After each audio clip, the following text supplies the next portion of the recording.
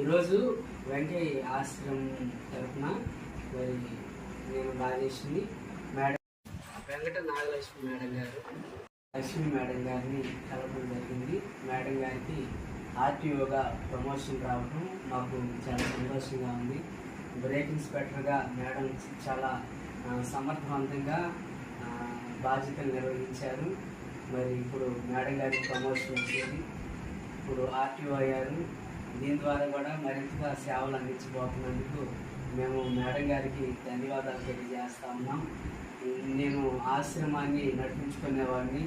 నేను మేడం గారి దగ్గరికి రావడానికి కారణం, మేడం గారు ఎంతోమందికి వృద్ధులకి అనాథ పిల్లలకి ఎంతోమందికి సహాయం చేస్తూ ఉన్నారు.